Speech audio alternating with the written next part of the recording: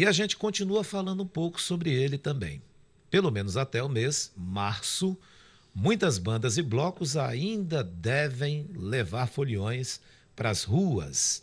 A programação ainda é extensa em algumas capitais. O período, todos nós sabemos, ele é de animação, de descontração, mas também acende alerta para infecções sexualmente transmissíveis e HIV. É por isso que a partir de agora a gente conversa com a enfermeira Nice Varela, que já está conosco aqui nos nossos estúdios, é da área da saúde e atendeu o convite da nossa equipe para falarmos sobre tudo isso. Enfermeira, muito obrigado por ter aceito o nosso convite e conversarmos sobre esse assunto. Bom dia e sinta-se bem-vinda. Bom dia, é uma satisfação enorme, né, em nome dos profissionais de saúde, estar aqui falando um pouco sobre esse tema que é tão importante porque fala de prevenção de algo que ainda incide muito em nosso país, né, e no mundo inteiro.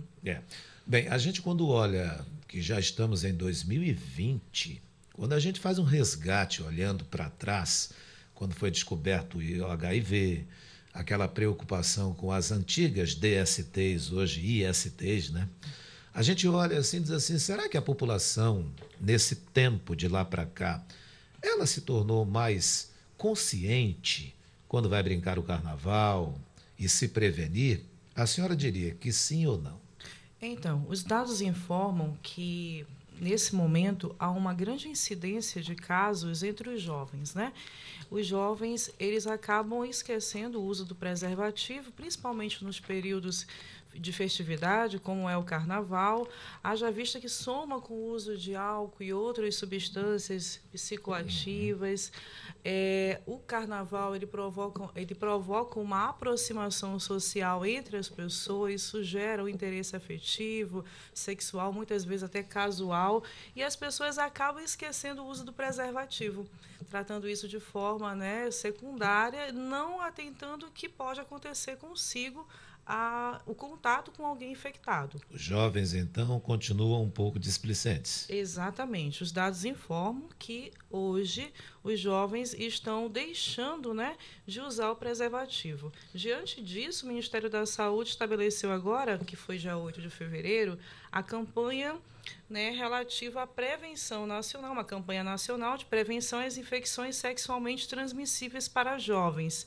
Isso jovens da faixa etária de 15 a 29 anos. Na verdade, a gente não usa mais a palavra conscientizar, né, mas a palavra sensibilizar esse público para o uso do preservativo, principalmente em momentos de festa como é o carnaval. Quando a gente observa a enfermeira Nice Varela nas bandas de carnaval, sejam elas nas ruas ou nos clubes, quando a gente vê aqueles jovens em grupos pegando o preservativo, inflando, como se fosse balão, e brincando de balãozinho, olha, a gente acha que essa sensibilização ainda não está em todo mundo, não, né? Exatamente, né? O preservativo hoje ele é distribuído gratuitamente nas unidades de saúde, as pessoas têm acesso, né? E acabam muitas vezes por falta dessa sensibilização, da informação e do entendimento que se não há a prevenção, ele pode se expor. Haja vista que um comportamento de risco, que é realmente manter relação sexual sem o preservativo, pode estar tendo contato com alguém aí com alguma infecção sexualmente transmissível, né? Qual é, na avaliação da senhora, o caminho mais correto, mais seguro para uma prevenção?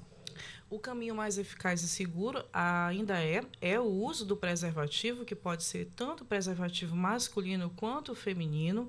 É importante que seja massificado o uso correto, o manuseio correto, guardar corretamente esse elemento, porque ele não pode ser exposto a condições diversas, como o calor, deixar muito tempo dentro da carteira, né? Precisa realmente estar com você nas situações ímpares, né, para o uso, mas manuseá-lo e saber no momento realmente do ato sexual como realmente tratar com esse elemento que é o preservativo. A senhora falou de não guardar dentro da carteira, né? Muitos homens costumam guardar dentro da carteira. E a carteira fica ali amassada, fica no bolso, senta, levanta, fica em algum lugar. Por que que não é Porque não é aconselhável guardar o preservativo na carteira masculina? Então, eu vou ressaltar, né?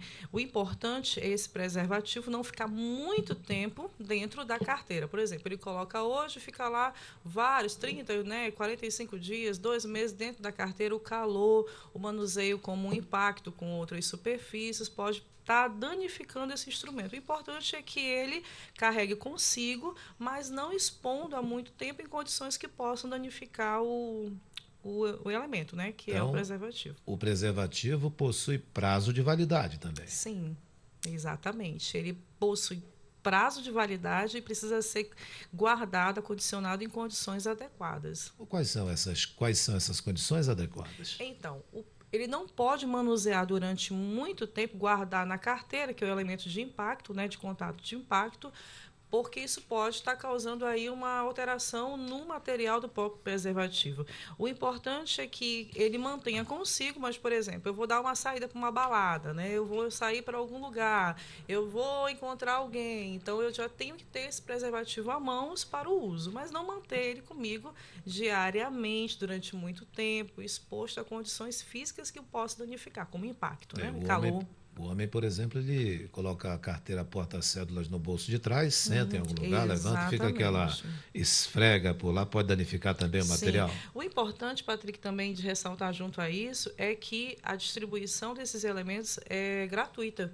Né? As unidades, elas oferecem, não é necessário passar com um profissional de saúde para ter acesso ao preservativo, ele pode chegar em qualquer unidade básica, solicitar o elemento e estar levando para casa na quantidade que ele vê que vai ser de uso. Independente do período de carnaval. Independente do período de carnaval. Muita gente tem vergonha, né? Principalmente o público jovem, de pedir preservativo nas unidades de saúde. Então, aí a importância da família, aí a importância também do contexto educacional, né, de onde esse jovem frequenta, para que ele comece a tirar essa ideia que o sexo ele tem que ser feito de forma escondida, que ele não precisa conversar sobre isso, que ele não pode conversar sobre isso, as suas dúvidas não podem ser tiradas. Então, a sociedade precisa participar dessa retirada desses mitos, né? Que existem. Você que tem vergonha aí de pedir um preservativo no posto de saúde, você deveria ter vergonha de fazer outras atitudes que prejudicam a sociedade, que perturbam a sociedade, como aconteceu recentemente numa banda de carnaval com aquela agressão absurda de 4 contra 1 jovem, além da importunação sexual. Isso é que as pessoas têm que ter vergonha mesmo. Bem, quais são as principais ISTs que acometem as pessoas nesse período de carnaval? Exatamente, Patrick. Então, eu trouxe aqui, né, alguns dados do Ministério da Saúde. Entre as ISTs que mais acontecem nesse período, ainda estão HIV, sífilis, tricomoníase, clamídia e gonorreia. Vale ressaltar que muitas delas ainda são assintomáticas em algum período, né, do seu curso. Assintomática quer dizer aquelas que não manifestam sinais e sintomas, por isso talvez a dificuldade, né, das pessoas até acreditarem que essas doenças existem no parceiro, porque não está visível ali. Não demonstra por lá, né? Dessas que a senhora citou, enfermeira Nice Varela, a sífilis é a mais perigosa, isso fora o HIV? Então, todas elas têm, né, o seu grau de patogenicidade e tem condições específicas, mas eu queria ressaltar uma doença. Eu trabalho na atenção básica, né, atendo bastante pessoas com essas condições. Eu queria ressaltar um pouco a tricomoníase. Tricomoníase, exatamente. Ela, segundo os dados, informam que é a ST mais comum, né, ela é causada por um parasita do tipo protozoário, causa vaginites e uretrites, que são inflamações na vagina e na uretra, que é aquele espaço que passa a urina. A questão da tricomoníase é que, na grande maioria dos casos, ela é assintomática, acontece mais em mulheres, e quando ela manifesta sinais e sintomas, ela causa alguns elementos, um elemento muito característico, que é o corrimento vaginal, que tem um odor muito forte, que acaba incomodando, né, tanto o portador quanto o parceiro ali que está eventualmente na relação mais íntima com essa pessoa. Então, ressaltar aqui diante de alguma condição clínica, né, que você possa estar manifestando, algum corrimento, algum ferimento diferente, que você nunca procure um amigo, uma pessoa mais próxima, porque tem muito disso, né? Vou procurar o meu vizinho porque já me falou, de repente, de alguma coisa referente a isso, ele tomou tal E coisa. aí a moda agora também é ir para aquele doutor, o doutor Google, né? Então não Exatamente. é bom Muito fazer comum. Os isso. pacientes chegam realmente e referem, olha, eu já pesquisei na internet e já estou sabendo que isso aqui pode ser isso. É um erro. Totalmente errado, né? Eu preciso procurar uma unidade de saúde, um profissional da saúde, relatar o que está acontecendo e começar ali um tratamento, né? Fazer os testes rápidos, um exame específico. Todas essas ISTs são transmitidas via ato sexual ou não? Pode ser pelo beijo também? Como é que está isso? Então, com relação às doenças transmissíveis pelo beijo, eu trouxe algumas aqui que estão no ranking, né? A que mais se destaca ainda é a hepatite B, lesões em atividades pelo herpes, lesões abertas, né, lesões na boca que caracterizam o herpes, e também tem a doença do beijo, que é a chamada mononucleose, que é causada por um vírus, ataca principalmente ali a região da garganta e nariz, causa geralmente alguns elementos, alguns sinais e sintomas muito característicos que podem ser confundidos com outras doenças, como febre alta, dificuldade de engolir, tosse, dor de cabeça. Beber no mesmo copo que o parceiro ou a parceira. Então, isso em tempos atuais, a gente pode falar que está muito relacionado, principalmente, a hábitos higiênicos não adequados, não satisfatórios, né? Então, é interessante que eu mantenha os hábitos, né, padrão, de objeto padrão, para que eu não possa estar me expondo aí a outras questões. A doença, o termo já fala, Sexualmente sexualmente transmissíveis, né? transmissível, né? Então, tem que ter um contato íntimo aí de exposição. Bem, um outro questionamento antes de nós encerrarmos a entrevista, já agradecendo a senhora. Todas essas ISTs têm cura? Não, ainda temos IST, como é o caso do HIV, que não possui cura, né? É importante ressaltar que não é uma doença crônica, é uma doença que hoje em dia existem muitos recursos medicamentosos, né, que favorecem muito a condição do portador do vírus, mas que devemos massificar a importância da prevenção dessas condições, né? A senhora acha que, em se tratando de prevenção, as pessoas estariam bem mais atentas se fizessem mais campanhas nas escolas, desde aquelas primeiros anos nas escolas mesmo?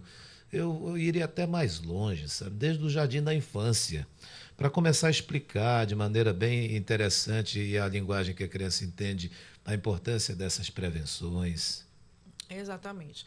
Talvez uma forma assertiva, né, para atingir um objetivo maior, fosse a participação da família, desde ali dos primórdios, né? Porque quando a família ela apresenta o assunto sexualidade, o assunto prevenção, essa criança, futuro adulto, ele chega até a sociedade mais esclarecido e mais aberto para receber certas informações, Será né? que os pais e mães hoje estão aí atentos a essa conversa? Porque no meu tempo, se a gente fosse pensar em falar com nossos pais sobre isso, nossa mãe sobre isso, Sim. você já imagina, né, como é? Exatamente. Mas eu acredito que ainda é um tabu. Eu recebo muitos jovens, muito adultos, até idosos, né, com muitas dúvidas, muitos questionamentos, às vezes muita vergonha de expor certas situações e perguntas. Então a gente precisa falar mais sobre Avançar isso. mais isso, né? Então, famílias, vamos conversar mais com os filhos, na hora ali do almoço, do jantar, ou numa hora mesmo de lazer. Deixa um pouco o celular do lado. Deixa um pouco aí os equipamentos eletrônicos do lado e conversem com os seus filhos e suas filhas sobre isso. Enfermeira Nice Varela, muito obrigado por sua Eu participação. que agradeço. Dividir seus conhecimentos importantes aqui com a gente. Muito obrigado e a gente espera contar com a senhora em uma outra oportunidade bem próxima. Obrigada, a satisfação é minha. Bom dia. Obrigado, bom dia.